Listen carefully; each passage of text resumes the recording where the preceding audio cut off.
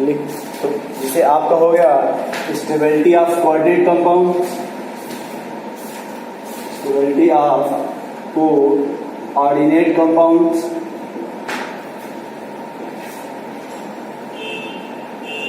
अब इसमें वो कौन कौन फैक्टर्स है जो इसके स्टेबिलिटी पे डिपेंड करेगा, तो इसमें आप लिखिए कि फैक्टर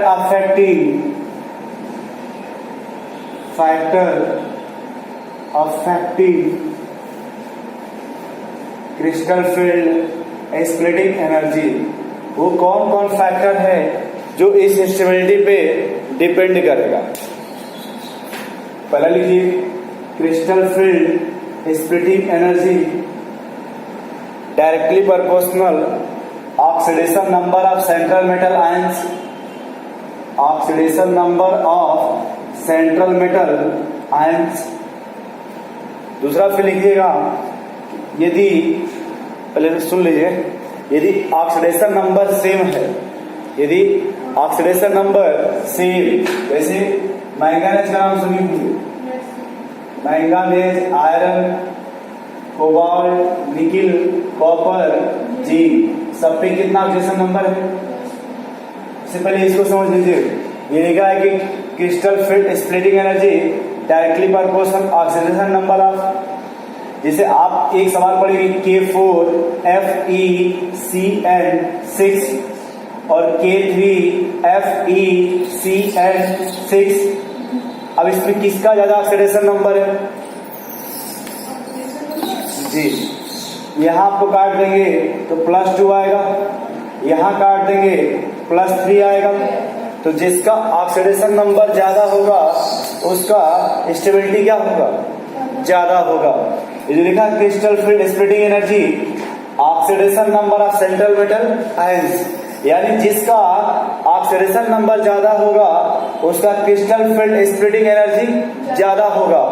दूसरा पॉइंट, यदि ऑक्सीडेशन नंबर सेम आ गया, ऑक्सीडेशन नंबर सेम, तो उस समय क्या होता है, बहुत थोड़ा सा डिफरेंस होता है, लेफ्ट से राइट जाने पे इलेक्ट्रोनेगेटिविटी इंक्रीज करता है, लेफ्ट से राइट जाने पे इलेक्ट्रोनेगेटिविटी इंक्रीज करता है, तो जिसकी इलेक्ट्रोनेगेटिविटी ज्यादा होगी वो सबसे स्टेबल होगा। जो क्रिस्टल, यदि हाइब्रिडाइजेशन आपके सेम आ गए, सॉरी ऑक्सीडेशन नंबर क्या है, सेम, जब ऑक्सीडेशन नंबर सेम होगा उस केस में हम इलेक्ट्रोनेगेटिविटी को देखेंगे कि जिसकी इलेक्ट्रोनेगेटिविटी ज्यादा होगा उसका क्रिस्टल फील्ड स्प्लिटिंग एनर्जी ज्यादा होगा। पहला पॉइंट आपका ऑक्सीडेशन नंबर है, ये +2 आएगा और ये आपका +3, तो जिसका ऑक्सीडेशन नंबर ज्यादा है वो आपका ये क्या होगा, ज्यादा होगा। दूसरा लिख लीजिए, electronegativity of central metal ions with oxidation number is same, oxidation number is same, bracket लिख लीजिएगा Mn+2,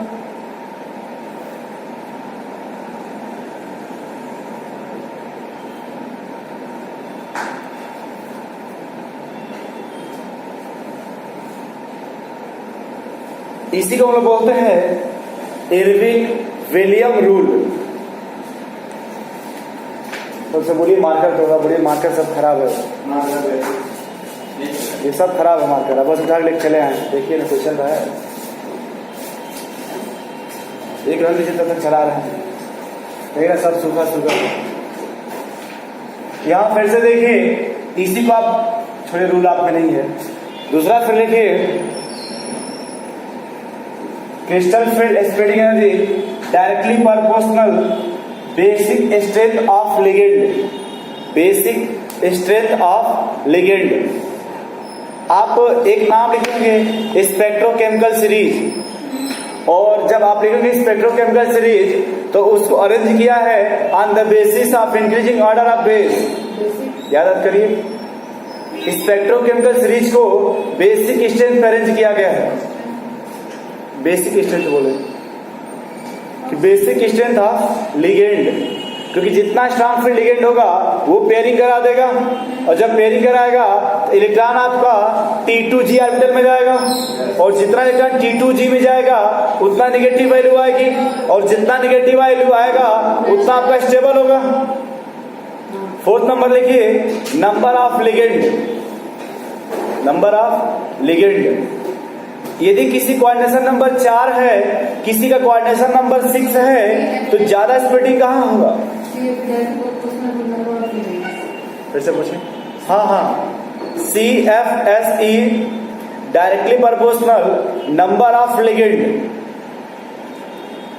यदि आप पढ़े होंगे कोऑर्डिनेशन नंबर 4 और कोऑर्डिनेशन नंबर 6, जो कोऑर्डिनेशन नंबर 4 टेट्राहेड्रल्स होते हैं उनकी जो स्प्लिटिंग है एज कम्पेयर टू ऑक्टाहेड्रल कम होती है, और आपने लिखा था कि जो साइन की वैल्यू है वो इनवर्स होता है, opposite as compare to octahedral. Fifth देखिए, ये फिफ्थ जो पॉइंट है स्टार मार्क लिखिएगा, position in d orbital. Position in d orbital या डी सीरीज बोलिएगा, पोजीशन इन डी ऑर्बिटल या डी सीरीज। अच्छे, पहले 4D आएगा, 5D आएगा या 3D आएगा? पहले 4D आएगा, 5D आएगा, उसके बाद 3D आएगा, या 5D पहले कौन आएगा? ये देखो, अगर ये आपका 3D है तो 3D के बाद कौन आएगा? 4D, और 4D के बाद कौन आएगा? 5D। देखा जाए शायद कुछ काम हो जाए। ये आपका तो ऐसे ही लिख लीजिए, पहले आप जैसे हम लिख रहे हैं आपको दिखाई दे रहा है, ऐसे 3D लिखिएगा, इसमें फिर ऐसे एरो बनाइएगा थोड़ा सा, ये 4D लिखिएगा, फिर ऐसे एरो बना के 5D लिखिएगा। मैडम करिए कैसे लिखवा रहे थे? पहले 3D लिखिएगा, फिर एरो बना के 4D लिखिएगा, और फिर एरो बना के 5D लिखिएगा। जब 3D से 4D लिखिएगा तो बीच में ट्रायंगल बना दीजिएगा, इसे बोलते हैं क्रिस्टल फील्ड स्प्लिटिंग एनर्जी। तो जब 3D से 4D होता है जब 50% वैल्यू इंक्रीज करता है, 50% इंक्रीज करेगा।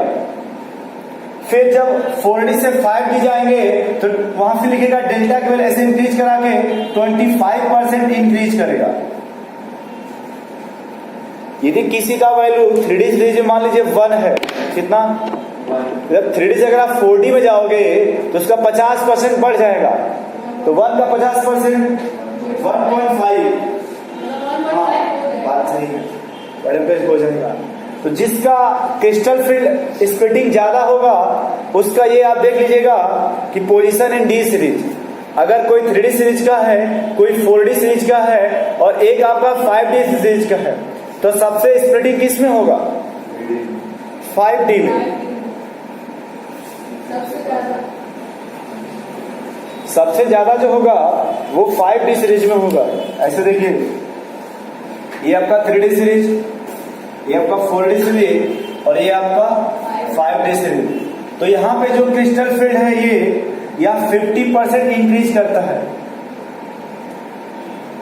यहां जब इससे इधर आएंगे ये 25% इंक्रीज करता है। देख लीजिए ऐसे, मतलब जो स्प्लिटिंग आपका है वो 3D से ज्यादा किस में होगा? इससे भी ज्यादा किस में होगा? तो आगे भी आपको देखने मिलेगा कि सर जब आप इधर आइएगा 4D और, तो चाहे आपका लिगेंड कुछ भी हो, चाहे स्ट्रॉन्ग फील्ड लिगेंड हो या वो हमेशा आपका DsP2 होगा। DsP2, चाहे इसको समझ लीजिए, चाहे इसको रट लीजिए, या जैसी आपके ब्रेन की इच्छा। लेकिन अगर कोई 3D है तो इसमें दो तरह का हो सकता है, टेट्राहेड्रल, स्क्वायर प्लैनर। अच्छा आपसे पूछा, हाँ बोलिए। मतलब जो 5D ऑर्बिटल है उसमें अगर स्ट्रॉन्ग लिगेंड है, कुछ भी लिगेंड है, कोई भी लिगेंड है, चाहे स्ट्रॉन्ग फील्ड लिगेंड हो या वीक फील्ड लिगेंड हो, उससे कोई इफेक्ट वो नहीं, कुछ नहीं करेगा। हमेशा वो अगर 4D का तभी भी वही आएगा DSP2। अगर 4D भी है तो हमेशा क्या आएगा? ये आपका हेल्प तब तक करेगा जैसे पूछ देगा, अगर प्लेटिनम का पूछ दिया या मरकरी का पूछ दिया और यदि क्वाड्रेशन नंबर 4 है, कितना, तो आप तुरंत क्या लगाइएगा? DSP2। सॉल्व मत करिएगा, सॉल्व करेंगे तो पेज नुकसान होगा, टाइम नुकसान होगा, और सॉल्व नहीं करेंगे आंसर तुरंत मिल जाएगा आपको, और वो भी 4 नंबर तुरंत मिलेगा।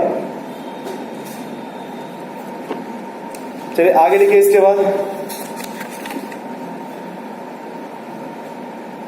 हेडिंग लिखेगा इसी के जस्ट नीचे अल्टीमेट कंक्लूजन। अल्टीमेट, अच्छा एक बार आप लोग बहुत पहले भी एक बार लिखे होंगे ultimate conclusion in the case of वो निकल कोऑर्डिनेशन नंबर 6। आप लोग शायद लिखे होंगे यदि कोऑर्डिनेशन नंबर 6 है तो चाहे स्ट्रांग फील्ड लिगेंड हो या वीक फील्ड लिगेंड हो, पेयरिंग होगा या नहीं। हाँ, कोऑर्डिनेशन नंबर 6 है। आप बताइए मैडम, यदि कोऑर्डिनेशन नंबर 6 है तो अनपेयर्ड इलेक्ट्रॉन कितने होंगे? हाँ, कोऑर्डिनेशन नंबर 6 है, निकेल है सेंट्रल मेटल आयन, तो उस पर +2 चार्ज है, तो उसका अनपेयर्ड इलेक्ट्रॉन कितना होगा? अच्छा, पैरा होगा कि डायमैग्नेटिक होगा? Outer orbital, inner orbital complex, लो स्पिन या हाई स्पिन? हाइब्रिडेशन क्या होगा? ऑक्टाहेड्रल या टेट्राहेड्रल? एक्टा में कौन सा, sp3d2 या d2sp3? आपका आंसर करेक्ट है। तो in the case of nickel, चाहे वो कोई भी लिगेंड हो, उसमें पेयरिंग नहीं होगा, उसमें पेयरिंग नहीं होगा। जैसे +2 करेंगे, यह से 2 इलेक्ट्रॉन चला जाएगा, तो निकिल के पास 8 हुआ, तो 5 ऐसे भरेंगे, 3 ऐसे भरेंगे, बचा 2 अनपेयर्ड। जब 2 अनपेयर्ड है, आप उसे अगर पेयरिंग भी कराओगे तो 1 डी बचेगा।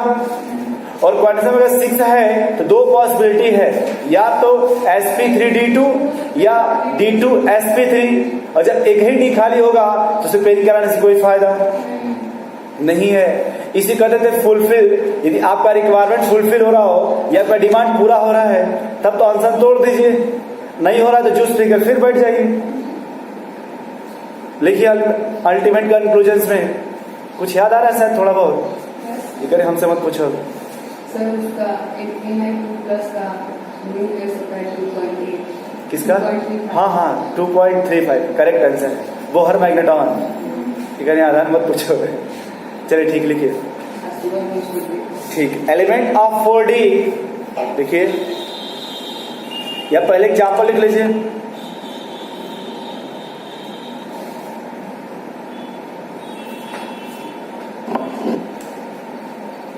ये मिटा दें, ये पहले लिख लीजिए। For coordination number 6, for coordination number 6, यदि कोऑर्डिनेशन नंबर 6 है तो ये आपका हो जाएगा d2sp3 इनर ऑर्बिटल कॉम्प्लेक्स। और जैसे ही बोल देगा इनर ऑर्बिटल तो लो स्पिन या हाई स्पिन? लो स्पिन। हाई स्पिन तब बोलोगे आप जब अनपेयर्ड ज्यादा हो, फिर इसको आप डायामैग्नेटिक बोल सकते हैं। कलर्ड होगा या कलरलेस? इसके बारे में नो आइडिया, कुछ भी हो सकता है, ये डिपेंड करेगा। कोऑर्डिनेशन नंबर 6 क्या जैसे अगर कोऑर्डिनेशन नंबर 6 है ना तो हमेशा क्या होगा? d2sp। ये इस तरह का, अगर मान कोई 4D का हो या 5D का हो, तब उस समय आपका यदि कोऑर्डिनेशन नंबर 6 है तो क्या होगा? d2sp3। अब इसके बाद फुल स्टॉप देख लिखिए एग्जाम्पल, इसके नहीं, ये 4th वाला था, ये प्लेटिनम Cl4-2। अब देख के बताओ क्लोरीन स्ट्रॉन्ग फील्ड लिगेंड है या weak field? Strong field. Indian बहादुर सेना कल से नेट फैलाएगी और हड्डी और पानी सर कुछ था सर। अरे इंडियन बहादुर सेना कल से नेट फैलाएगी, ये क्या है? ये सब काम तो बीएसएफ वालों का है। हाँ, जाल फैलाना काम, मछली मारना है। दूसरा एग्जांपल से लिख लीजिए, प्लेटिनम NH34 +2, और एक एग्जांपल से और लिख लीजिए, प्लेटिनम NH3 2Cl2 +2। हाँ, एक बात फिर से आप सुन लीजिए, यहाँ पे एक आपको बोनस मिलेगा आगे सवाल सॉल्व करने पे। ये प्लेटिनम आपका है, जिंक, प्लेटिनम, मरकरी होता है, बोलिए भाई। तो जिंक के बाद ना प्लेटिनम आता है, तो प्लेटिनम 4D सीरीज का या 5D सीरीज का है? 4D series. आज यदि कोई भी 4D सीरीज का होगा तो हमेशा क्या होगा? DsP2, चाहे लिगेंड कुछ भी हो, चाहे वो आधा स्ट्रांग हो, आधा वीक हो, चाहे पूरा स्ट्रांग हो, पूरा वीक हो। यदि कोई भी अगर 4D सीरीज का है या 5D सीरीज का है तो डायरेक्ट वो क्या हो जाएगा? DsP2 लिखिए। इसके बाद लिखिए, always DsP2 inner orbital complex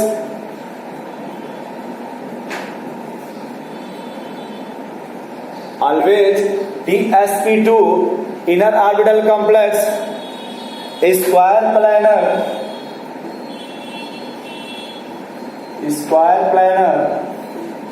diamagnetic